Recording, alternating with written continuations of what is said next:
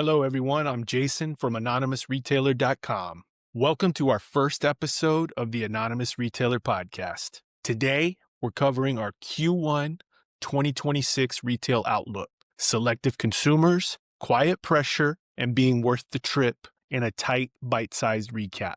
This is not a hype quarter. It's not a doom quarter. It's a quiet pressure quarter. Anonymous Retailer. Before we look forward, let's take a quick look in the rear view at 2025 and how we landed where we're at heading into Q1.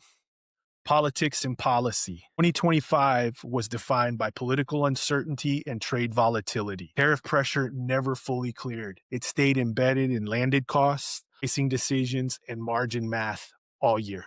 Economy and credit. The economy held together, but credit quietly tightened at the edges. Consumers didn't freeze, they became more aware of rates, balances, and payment timing. Spending required more thought.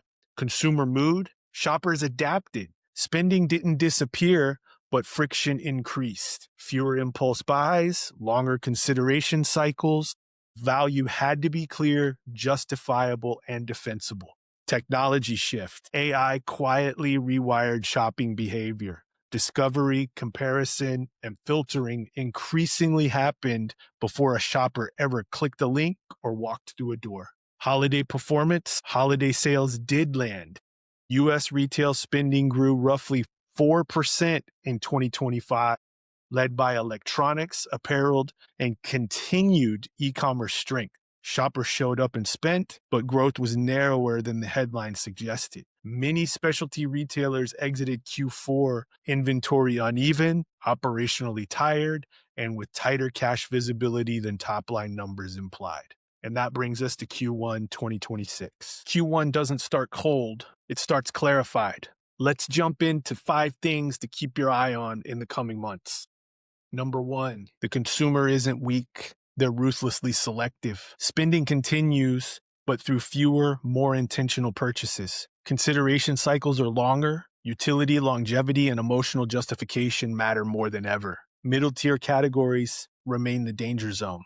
Q1 is the real test of the consumer. I watch consumer data most closely in low-volume quarters. Holiday numbers printed well, but this is where resilience shows up or doesn't. Last year, many consumers were unaware of what was sitting out on the horizon. If they show up this year meaningfully in Q1, it signals real durability after the shock waves of 2025. But don't confuse resilience with recklessness.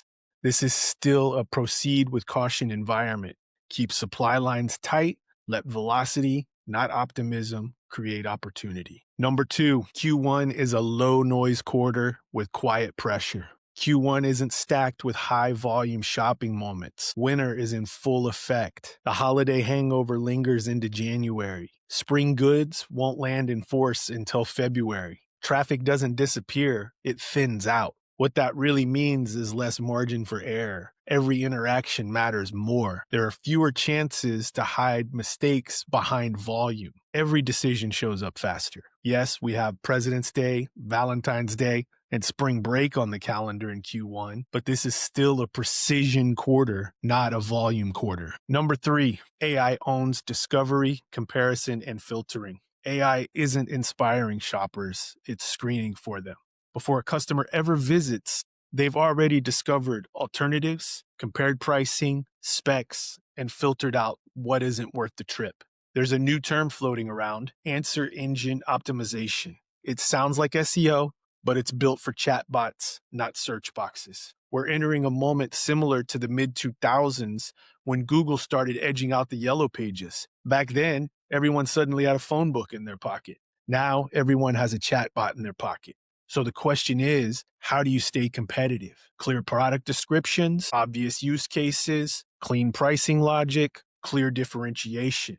I want to give a quick shout out to Steven Gendron over at Endeavor for pushing this topic onto my radar. He asked during a webinar I was speaking on how retailers are dealing with the AI-informed customer. And I've been thinking about it ever since. And I'll be honest, I haven't found any true subject matter experts on the topic, especially when it comes to practical retail execution outwardly. If you have any insights, drop a comment. This space is wide open. Number 4, Is your store worth the trip? With fewer big shopping events in Q1, destination matters more. Customers aren't browsing, they're targeting. Best in town thinking wins. Best candle shop, best sneaker boutique, best gift shop. Experience, curation, and clarity beats endless assortment. I saw a post recently from a Montreal magazine called The Main.